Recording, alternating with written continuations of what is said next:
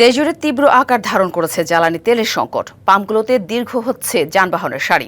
তেলের সংকটে হুমকির মুখে দেশের কৃষি ব্যবস্থা। লালমনিরহাটের ২৭টি পাম্পের বেশিরভাগই এখন অকটেন শূন্য। পাম্প কর্তৃপক্ষ জনপ্রতি ১০০ টাকার বেশি তেল না দেয়ায় গন্তব্যে পৌঁছানো নিয়ে চরম অনিশ্চয়তায় পড়েছেন চালক ও সাধারণ মানুষ। পিরোজপুরেও জ্বালানি তেলের সংকট ভয়াবহ আকার ধারণ করেছে। এর সরাসরি প্রভাব পড়েছে জেলার পরিবহন খাতে, বিশেষ করে চরম ভোগান্তিতে পড়েছেন মোটরসাইকেল চালকরা।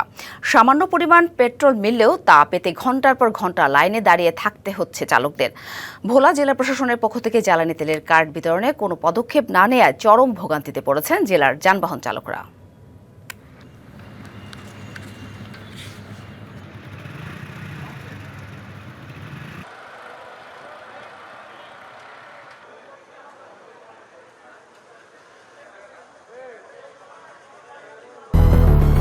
বেশি সার্ভিস ও ফিচারে লেনদেনের সব বিকাশ অ্যাপে সম্ভব।